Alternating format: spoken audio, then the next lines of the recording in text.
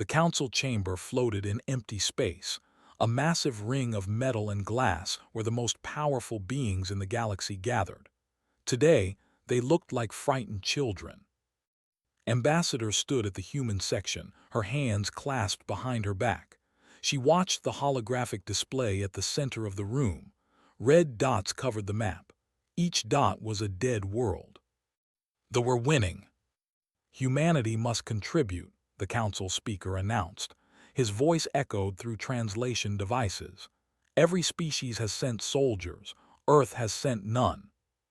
Stepped forward. Her simple gray suit looked plain compared to the elaborate robes and armor of other ambassadors. "How many do you need?" 10,000 would be acceptable. 20,000 would be generous. Smiled, but it was not a warm smile. "We will send 500. The chamber erupted in angry voices. 500. That was an insult. They had consumed 12 worlds in the last month alone. What could 500 humans do? Raised her hand. The noise stopped. "You asked for soldiers. We will give you exactly what you asked for." She left the chamber without another word. Behind her, aliens whispered and complained. They did not understand. They would soon. The transport ship carried from the council station to the dark side of Saturn. There, hidden in the shadow of the ringed planet, sat Titan Penal Station. It was a black cube, 10 miles on each side. No windows, no lights, just dark metal floating in the cold. Inside, Colonel Menu waited in his office. He was a thin man with gray hair and tired eyes. He had been the warden of Titan Station for 15 years. 15 years of watching over monsters. "Ambassador," he said as entered, "I received your message. You cannot be serious." "The council needs soldiers," replied. She sat down across from his desk. "We are giving them soldiers." "These are not soldiers anymore. They are weapons we buried because we could not destroy them." Menu pulled up files on his screen. "During the Unification Wars, we created super soldiers. We gave them enhanced bodies, faster healing, stronger bones, better reflexes. We pumped them full of drugs that made them fearless. We trained them to be perfect killers." "And they won the war," said. "Yes, they won, but they did not stop." Menu's hands shook slightly. "When the war ended, they kept fighting. They turned on civilians, on each other, on anyone who looked at them wrong. We tried to retire them. They refused. We tried to imprison them in normal facilities. They escaped or destroyed the prisons. We tried executing them." He paused, looking at his screen. "Execution failed. Their bodies would not die, so we froze them. We put them in sleep and locked them in this station, far from Earth, far from everyone. That was 40 years ago. And now we wake them," said simply. "You are asking me to unleash hell." "The galaxy is already hell, Colonel. They are destroying everything. The Council's armies are losing. They need something that cannot defeat." She leaned forward. "They need something that cannot be killed." Menu closed his eyes. He had known this day might come. In his darkest nightmares, he had imagined someone would eventually want to use the prisoners. He had hoped it would never happen. "I will need authorization from Earth Command," he said quietly. "You already have it," slid a data chip across his desk. "Wake them, all 500 in the Alpha Wing." Menu took the chip. His hand felt heavy. "What should I tell them?" "Tell them the truth. Tell them they have a chance to die as heroes instead of frozen monsters. Tell them the galaxy needs killers, and humanity is sending the best it has." Stood to leave, then stopped at the door. "Colonel, these soldiers. They frightened Earth enough that we built this entire station just to hold them. Let them frighten thee even more." After she left, Menu sat alone in his office for a long time. Finally, he activated his communication system. "Medical staff to level Alpha. Begin thaw procedures on all units. Authorization Menu Alpha 01. Alarms began to sound throughout the station. Red lights flashed in empty corridors. Staff members who had worked there for years suddenly looked nervous. Everyone knew what was kept in Alpha Wing. Everyone knew the stories. Down in the frozen depths, machines hummed to life. 500 pods began to warm. Inside each pod, a body that should have been dead decades ago started to wake. The first pod to open contained a man named. His file said he had survived being shot 73 times.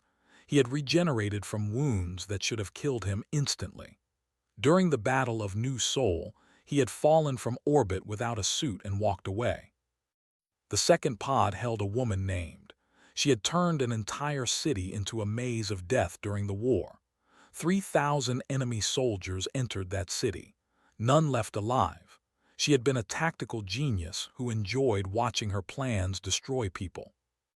The third pod was labeled with a warning in red letters, "Extreme danger." Inside was, who once fought for 3 days without sleep, food, or water. His body had been so full of combat drugs that his heart should have exploded. It never did. One by one, the pods opened. One by one, the worst soldiers humanity had ever created began to wake. Minyu watched from his office through security cameras. He saw the medical staff approach the first pod carefully. He saw eyes snap open. He saw the man's hand shoot out faster than human reflexes should allow, grabbing a doctor by the throat before recognizing where he was. "God forgive us," Minyu whispered. In orbit around Saturn, transport ships gathered. They bore the markings of the Galactic Council. They waited to carry Earth's soldiers to war. They had no idea what they were about to receive. The Council had asked for soldiers. Humanity was giving them beasts. Beasts they had tried and failed to kill. Beasts they kept frozen in the dark because nothing else worked. Now those beasts would fight for someone else. The galaxy would learn what Earth already knew. Some things are too dangerous to use. Some weapons should stay buried. But when the alternative is extinction, even monsters start to look like heroes. The galaxy wanted soldiers. It was about to get something much, much worse. The cold left his body slowly. He felt sensation return to his fingers first, then his arms, then his chest. His eyes opened to bright lights. Instinct took over. His hand shot out and grabbed the nearest person by the throat. The doctor made a choking sound. His mind cleared enough to realize he was not in battle, not anymore. He released the doctor, who stumbled backward, gasping. "Where am I?" His voice was rough from decades of silence. "Titan Penal Station," the doctor managed to say. "You have been in sleep for 40 years." 40 years, sat up on the cold metal table. His body felt strong. The augmentations had kept him in perfect condition despite the decades frozen. He looked at his hands, the same scars, the same thick calluses, the same hands that had killed so many people he stopped counting. "Why am I awake?" he asked. Before the doctor could answer, a scream echoed through the chamber. Turned to see another pod opening. A woman emerged, moving like a predator. He remembered her from the war. She had been dangerous in a different way than him. Where he used strength, she used her mind. His eyes scanned the room instantly. She counted the exits, identified the weapons the guards carried, calculated distances and angles, all in 3 seconds. 17 ways to escape from here, she said calmly. Should I use the easy ones or the interesting ones? Please remain calm, a guard said, his weapon raised. Smiled, it was not a friendly smile. That weapon has a 0.4-second delay between trigger pull and firing. I can cover the distance between us in 0.3 seconds. Your friend to the left has his safety still on. The camera in the corner has a blind spot right there, she pointed without looking. The guard's hand shook slightly. But I will not escape, continued, sitting gracefully on her table, because I am curious why you woke us. More pods opened. More soldiers emerged. Some were confused, others were angry. One man came out screaming and swinging. It took 6 guards to hold him down while a doctor injected something to calm him. Even sedated, his muscles kept twitching, ready for combat. Colonel Minyu entered the chamber. The room fell silent. Even the most violent prisoners stopped moving. They recognized authority when they saw it. "Listen carefully," Minyu said. His voice was steady despite his fear. "You were frozen because humanity could not kill you. We tried. Execution failed. You healed from everything. You survived everything. So we put you here away from everyone because you were too dangerous." Stood and now. Now the galaxy is dying. An enemy called thee is destroying worlds. The Galactic Council has lost billions of soldiers. They asked Earth for help. They asked for soldiers who can fight the... Minyu paused. "We are sending them soldiers that cannot kill. We are sending you." The room erupted in laughter. Not happy laughter, dark, bitter laughter. These soldiers knew what they were. They knew why Earth feared them. "So we are weapons again," said. "You point us at the enemy and hope we destroy them before we destroy you." "Yes," Minyu said honestly, "that is exactly what you are." "And if we refuse?" someone asked. "Then you go back in the freezer forever. You stay frozen while the galaxy burns. You die having accomplished nothing." Minyu walked among them. "Or you can fight. You can die in battle instead of dying in ice. You can choose how your story ends." Looked at his hands again.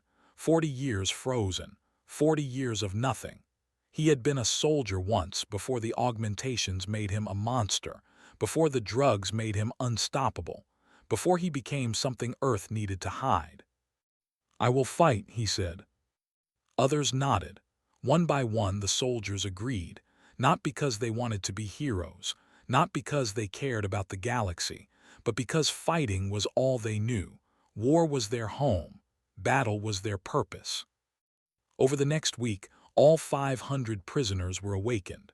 They were given equipment, body armor that could withstand plasma fire, weapons designed for enhanced soldiers, medical supplies that would keep even their powerful bodies functioning. Minyu met with each squad leader privately. He gave them files on the videos of battles, reports from the front lines. The soldiers watched with professional interest. They studied their new enemy the way a shark studies prey. Ambassador arrived on the station to observe. She walked through the training areas where the soldiers practiced. They moved differently than normal humans. Faster, harder, more efficient. They fought each other in practice battles that would have killed regular people. She stopped to watch spar with 3 others. He took hits that should have broken bones. His body absorbed the damage and kept moving. When he landed a punch, his opponent flew backward 15 feet. "Impressive," said. Glanced at her. "We are not impressive. We are nightmares given flesh." "Good, the need to have nightmares about something." Meanwhile, studied every tactical report she could access. She memorized attack patterns. She analyzed their weaknesses. She built strategies in her mind, imagining battlefields she had not yet seen. Her mind worked like a computer, processing information and creating death. Spent his time exercising. He ran for hours, lifted weights until his muscles screamed, pushed his body to its limits and beyond. The combat drugs in his system from 40 years ago still affected him. He could not stop moving, could not stop preparing. His body craved battle like an addict craved a drug. On the day of departure, Minyu gathered all 500 soldiers in the main hangar. The transport ships waited outside, ready to carry them to war. "The galaxy asked for soldiers," Minyu told them. "You are not soldiers anymore. You are weapons. You are the last resort. You are what humanity sends when everything else has failed." He looked at each of them. "Do not try to be heroes. You are not heroes. Just be what you are. Be unstoppable. Be unkillable. Be the monsters we made you into." The soldiers boarded the ships without ceremony. No bands played. No crowds cheered. They left Titan Station in silence, traveling toward a war light years away. Watched the ships depart from Minyu's office. "Do you think they will win?" she asked. "Win?" Minyu shook his head. "They will not win. They will obliterate. They will devastate. They will turn battlefields into nightmares." He turned to her. "They think they are the most dangerous species in the galaxy. They are about to learn they are wrong." In the transport ships, the soldiers sat quietly. Some sharpened weapons, others checked equipment.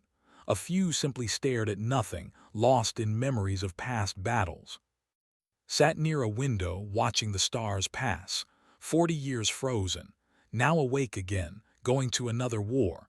He wondered if this one would finally kill him. Part of him hoped it would. Another part hoped it would not. The galaxy had asked for soldiers. It was receiving beasts instead. Beasts that Earth could not kill. Beasts that survived everything. Beasts that were about to be set loose on an enemy that did not know what was coming. They would learn. Soon, they would all learn what happened when humanity unleashed the monsters it kept locked away in the dark. The planet was dying. Prime had once been beautiful with blue oceans and green forests. Now it was gray. They had consumed everything living and left only ash. General stood on the command deck of his flagship watching his forces retreat. Again, they just kept coming. Millions of them, like insects pouring from a hive. His soldiers fought bravely, but bravery did not stop teeth and claws. Another transport arriving, his aide reported. The humans from Earth. Turned, finally, reinforcements. He had heard Earth was sending 20,000 soldiers. That would help. Maybe enough to hold the line for a few more weeks. How many ships? 3, General. 3 ships, that was not 20,000 soldiers. Maybe 500 at most. Felt his hope die. 500 would do nothing.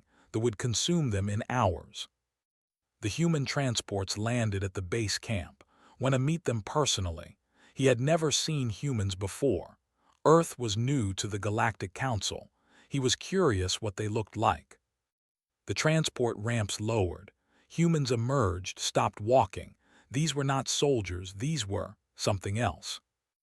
They were, every visible piece of skin showed old wounds. Some had tattoos covering their arms.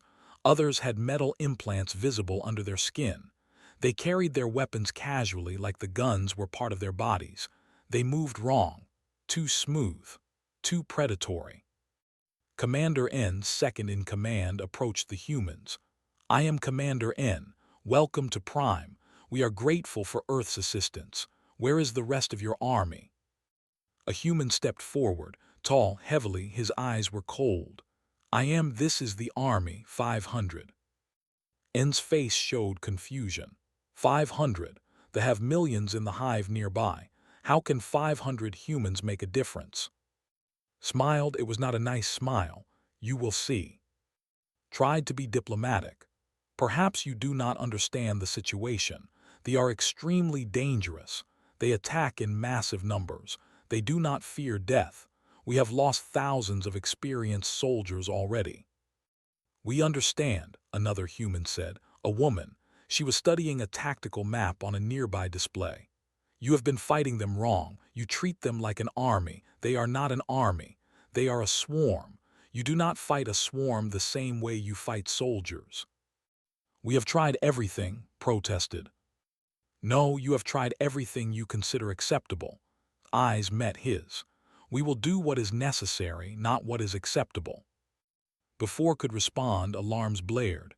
"Attack, North Sector, estimated force, 10,000. Forces mobilized. Soldiers ran to defensive positions. Artillery prepared to fire. Standard protocol for attacks. Delay them, damage them, retreat before being overrun." Grabbed his weapon and started walking toward the North Sector. His entire unit followed him. No orders, no planning, just walking toward the enemy. "Wait," called. "You need to coordinate with our forces. You need a battle plan." Did not stop walking. "The plan is simple. We kill them, all of them." Watched in disbelief as 500 humans walked calmly toward 10,000. This was suicide. He had just watched humanity waste 500 soldiers. The humans reached the battlefield. They were already there. Massive insect-like creatures, each the size of a large human, with mandibles that could cut through armor. They moved in a wave of chittering bodies and sharp legs. This unit did not take cover. They did not form defensive lines. They walked directly into the swarm and started killing. Watched through drones overhead. What he saw made no sense. The humans fought like they were immune to pain. A would strike one, tearing through armor. The human would not stop, would not slow down, would just keep fighting while blood poured from the wound. Was at the front, a bit into his shoulder, mandibles crushing through armor and bone, grabbed the creature's head and twisted until it broke. The mandibles were still embedded in his shoulder. He pulled them out and kept fighting. The wound began to close, to heal, impossibly fast. Had never seen anything like it. "What are they?" he whispered. On the battlefield, more humans were getting wounded, terrible wounds, wounds that should have been fatal, but they kept fighting. Their bodies healed as they moved, bones regenerated, flesh knitted back together. They were not soldiers, they were something beyond soldiers. Directed her squad with cold precision. She had studied the patterns. She knew where they would attack. Her soldiers moved like pieces on a game board, each one exactly where they needed to be. They walked into kill zones without realizing it. Traps had prepared in minutes that destroyed hundreds at a time. Led the deep strike. He went straight into the thickest part of the swarm. His squad followed. They fought without stopping, without resting, had not stopped moving since the battle began. His eyes were wide. His movements were too fast. The combat drugs in his system pushed him beyond human limits. He was laughing. Fighting and laughing like this was the best day of his life. His squad thought he was insane. They were right. But his insanity kept them alive. He predicted enemy movements through pure instinct, moving before they could strike. 6 hours later, the battle was over. 10,000 lay dead. The humans stood among the corpses, covered in blood. Some of it was blood, much of it was their own, but they were all standing. Forces had not fired a single shot. They had just watched, too shocked to do anything else. Walked back to the base camp. His armor was destroyed. His body was covered in wounds that were slowly healing. He stopped in front of, "The north sector is clear." Hal could barely speak. "How did you do that?" "We are not like your soldiers," said. "We do not stop when we are hurt. We do not retreat when we are outnumbered. We do not die when we should." He looked at the other human soldiers. "Earth made us into weapons. Then Earth could not turn us off, so they froze us. Now you need weapons and Earth sent us." And approached cautiously. "You are injured. You need medical attention." Looked at his wounds. They were already half healed. "We do not need your medicine. Our bodies fix themselves." "That is impossible." "Many things about us are impossible. That is why Earth was afraid of us." Turned to his soldiers. "Rest for 2 hours, then we attack the hive." The hive was shocked. "The main hive has 1,000,000 defenders. We have been trying to avoid it. You cannot attack it with 500 soldiers." Joined the conversation. "We are not attacking it with 500 soldiers. We are attacking it with 500 humans. There is a difference." She pulled up a holographic map. "I have been analyzing the hive structure. It has 37 weak points. We will strike all of them simultaneously. The hive will collapse from the inside." "This is madness," N said. "Yes," agreed, "but it will work." Ambassador received the report aboard the Council flagship.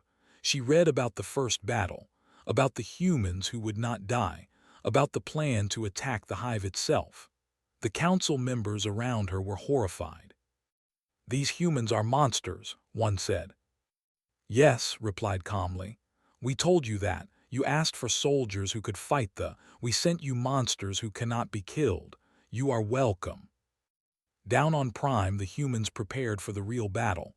They checked weapons, shared supplies, some slept, others just waited.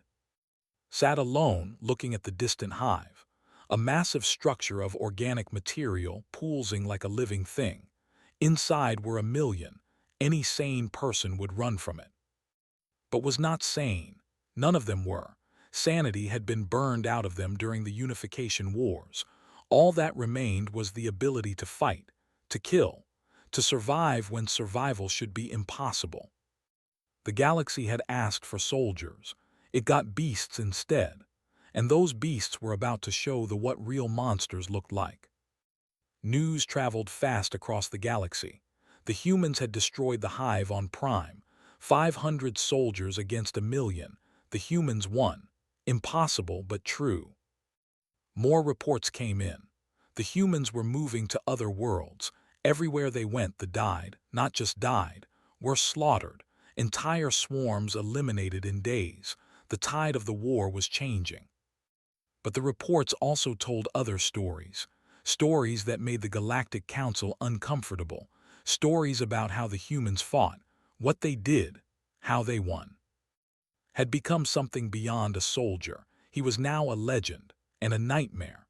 After 100 battles, his body bore so many scars that he looked more like a war memorial than a person. But he refused to let them fully heal. He kept the scars as reminders, as trophies.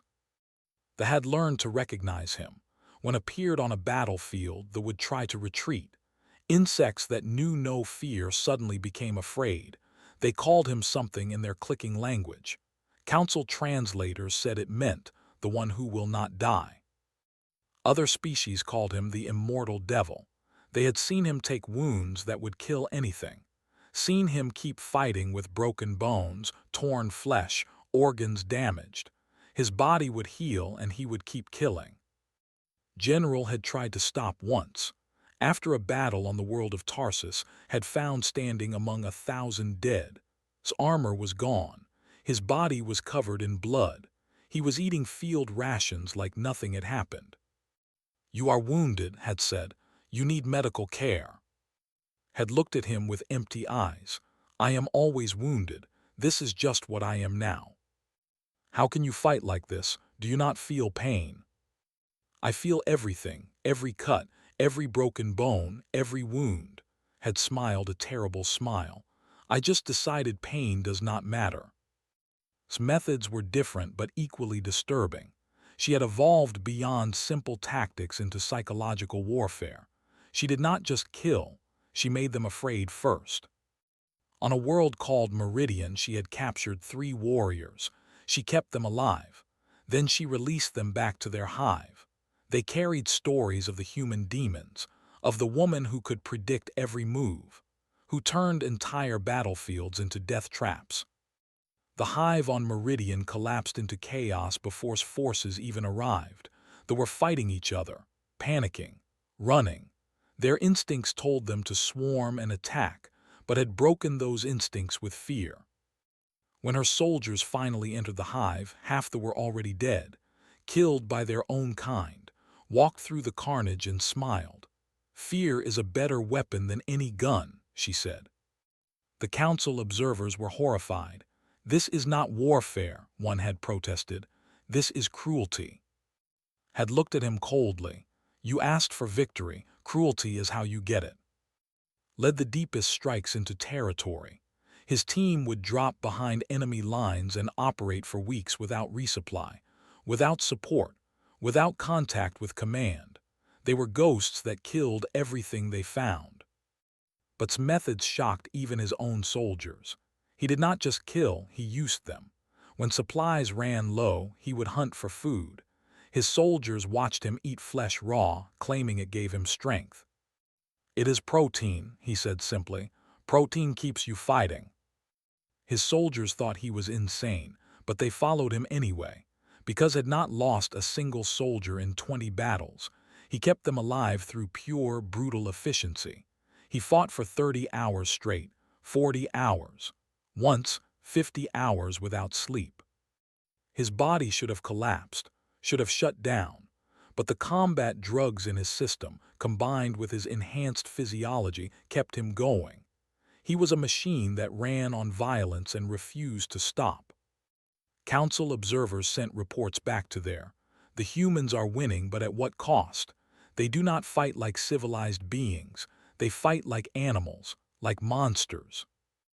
Ambassador read these reports and felt no shame. "You wanted to survive," she told the council. "You wanted the stopped. Now you complain about how we do it." "There are rules of war," a council member argued.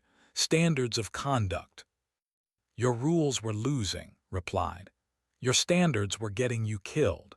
We sent you soldiers who do not follow your rules, because your rules do not work against the. Colonel Menu watched from Titan Station. He received regular reports about his former prisoners, about what they were doing, what they were becoming. He had nightmares about it. He knew the truth. These soldiers had been dangerous before. Now they were worse. The war was not just letting them kill. It was letting them be what they truly were. Monsters without chains, beasts without leashes. He sent a private message to Ambassador. They are changing, becoming more violent, more unstable. What happens when the war ends?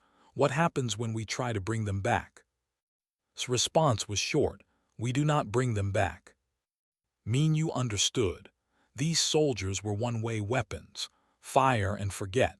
Send them to war and never expect them to return, because what they were becoming could never be allowed near Earth again. 3 months into the deployment, a crisis developed. Had gone silent. His entire battalion, 200 soldiers, no communication for a week. Command could not find them. They had disappeared. Ambassador demanded answers. Colonel Minu tried to track them. The council panicked, worried the humans had gone rogue, turned traitor, or simply gone mad. Finally, a scout ship found them. They were deep in territory, far beyond any mapped space. They had traveled to a system the council did not know existed, and they had found something the council had hidden. The Queen World. Every in the galaxy came from one place. One massive planet covered entirely in hive structures, the breeding ground, the source. The council knew it existed but had declared it untouchable, too well defended, too dangerous. Attacking it would be suicide. Did not care about suicide. He sent one message back to command. We found the Queen. We are going to kill her. Then his signal went dark again. The council erupted in chaos. They cannot attack the Queen World. It has billions of, even your monsters cannot survive that. Stood before the council chamber. You do not control them. You never controlled them. They are weapons that choose their own targets now.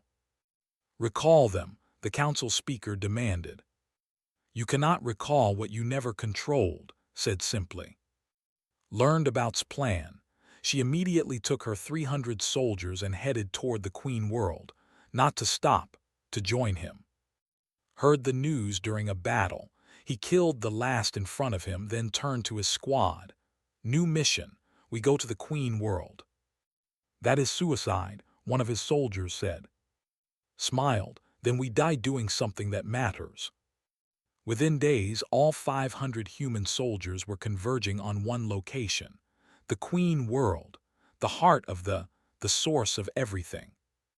Colonel Minu watched the tracking data with dread. All his prisoners, all his monsters, heading toward certain death. He should have been relieved. This was what everyone wanted, was it not? For them to die. But he felt only sadness. These were still humans, still people under all the augmentations and drugs and violence. They had been soldiers once, heroes of Earth. Then the war had broken them, made them into weapons. Now they were choosing their own end, going to die on their own terms, fighting the biggest battle anyone could imagine, 500 against an entire world. Ambassador sat alone in her quarters. She knew what was coming, knew what the soldiers were planning. Part of her wanted to stop them, the logical part that understood strategy and tactics. But another part of her was proud. These monsters, these beasts, these humans that Earth had tried to kill and failed, they were choosing to face impossible odds, to fight even when they knew they could not win. They were not fighting for Earth, not fighting for the Council. They were fighting because it was what they were made to do, and they were choosing the biggest fight they could find. The galaxy had asked for soldiers. It got monsters. Now those monsters were going to show everyone what happened when you stopped trying to control them. The Queen World was black, not the black of space, but the black of living things packed so tightly they blocked out all light. Billions of crawled over every surface. The entire planet was one massive hive. 500 humans approached in stolen ships.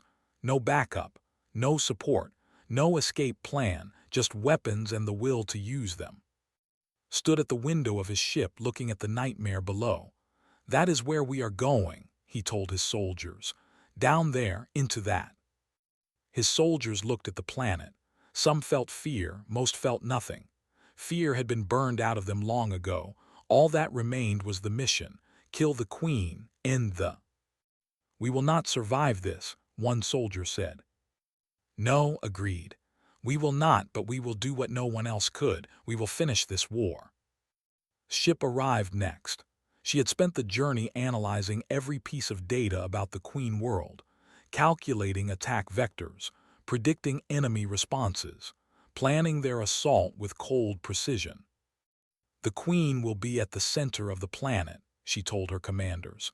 "Protected by the largest, surrounded by millions of workers and warriors.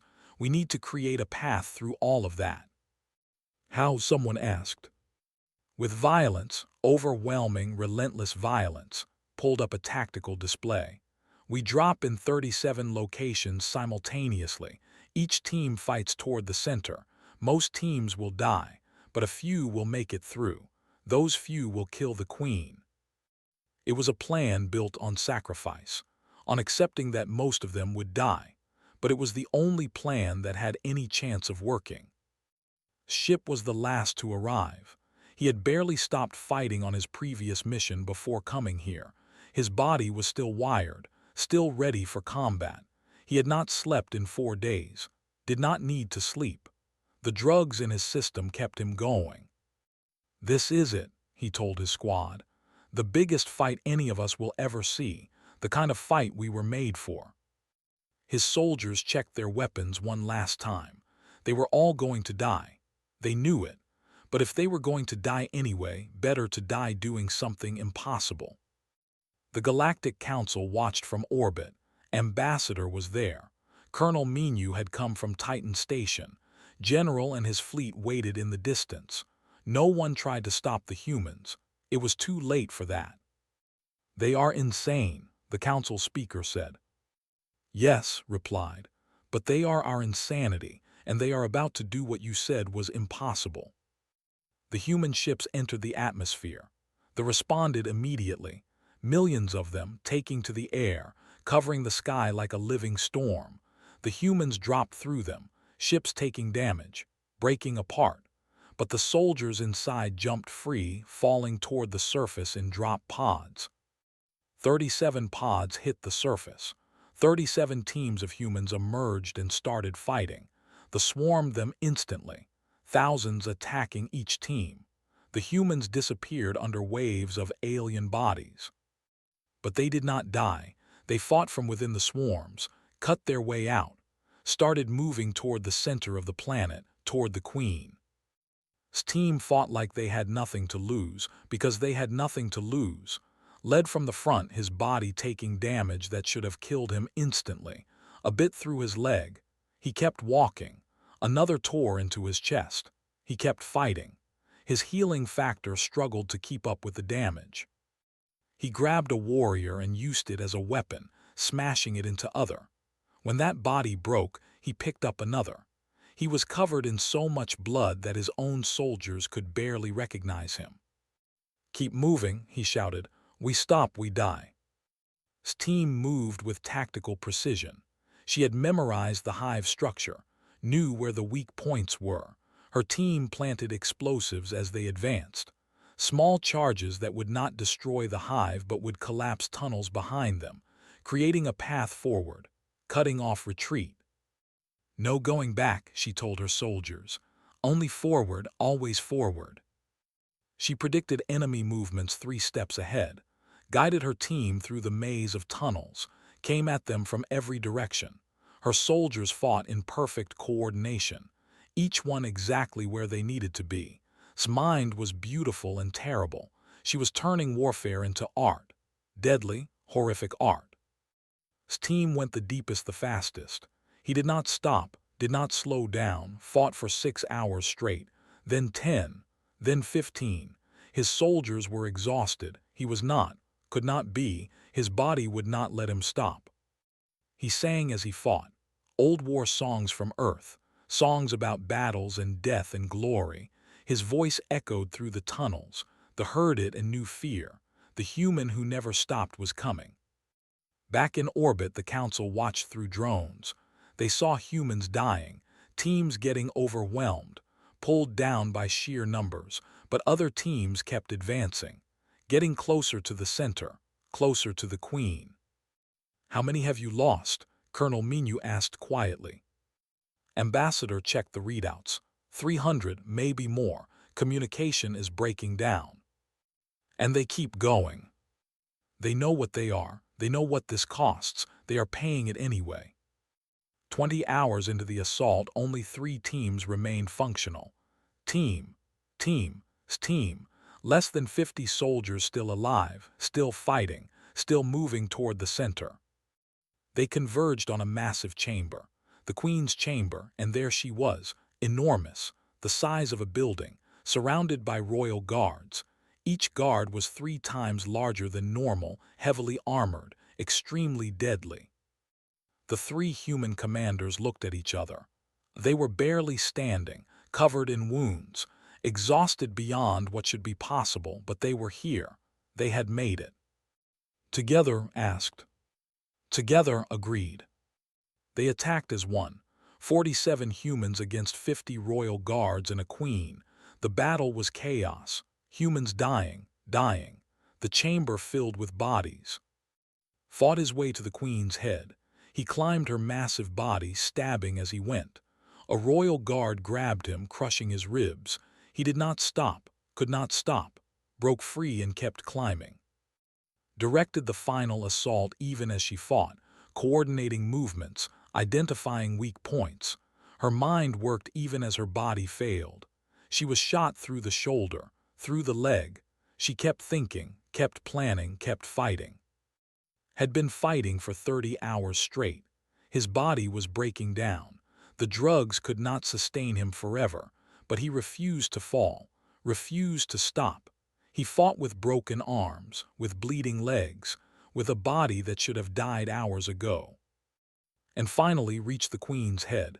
He drove his knife into her eye. She screamed. A sound that echoed across the entire planet. He drove the knife deeper, again, until she stopped moving. The Queen was dead. Across the galaxy suddenly stopped fighting. The hive mind was broken. Warriors became confused, directionless. The swarms that had threatened to consume everything simply stopped. In the Queen's chamber, 47 humans had become 7. 7 survivors out of 500. They stood among the bodies of their comrades, among the bodies of thousands of. Fell to his knees, his body finally giving up, sat down heavily, her tactical mind finally quiet, was still standing but barely. His eyes were empty, he had nothing left. Rescue ships came. Council forces entered the Queen world, finding it silent. They had no direction without their Queen. They were no longer dangerous, just lost. The 7 survivors were brought to a medical ship. Ambassador met them there. She looked at what remained of her monsters, these beasts that had won an impossible war. "You did it," she said quietly. "You saved the galaxy." Looked at her with dull eyes. "We are not heroes, do not call us heroes." "Then what are you?" "We are what you made us, weapons, tools, monsters." He closed his eyes. "We did what needed to be done, but do not pretend it was noble. Do not pretend we are anything but what we are." The council offered them everything: medals, honor, freedom, parades and celebrations. The 7 survivors refused all of it. "We are not heroes," said. He had finally stopped moving, finally stopped fighting. "We are the nightmares you unleashed. Do not celebrate nightmares." They asked to return to Titan Station, to go back into the freezers, back into the dark, away from everyone, back to sleep. Ambassador arranged it personally. No ceremony, no recognition, just a quiet transport back to Saturn.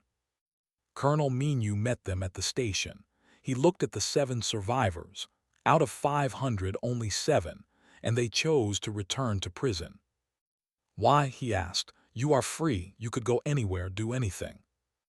Answered, we know what we are. We know what the war made us. We are too dangerous for civilized worlds. We belong here in the dark, away from everything. One by one, they entered the pods.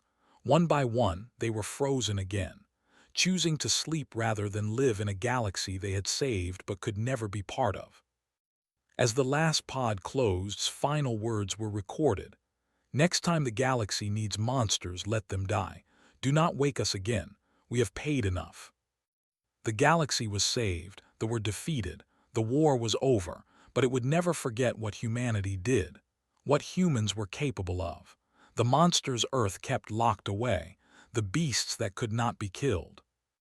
Humanity had answered the galaxy's plea, had sent soldiers when soldiers were needed, but they had not sent ordinary soldiers. They had sent the unkillable, the unstoppable, the uncontrollable. They had sent beasts, and those beasts had won.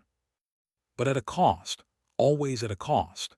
The galaxy learned that day that some weapons are too terrible to use, some victories are too dark to celebrate, some heroes are too monstrous to honor. The 7 survivors slept in the dark, and the galaxy hoped it would never need to wake them again.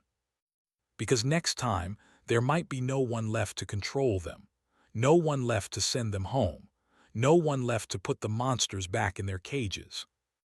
The galaxy asked for soldiers. Humanity unleashed beasts, and everyone learned that sometimes the difference between salvation and damnation is just a matter of perspective.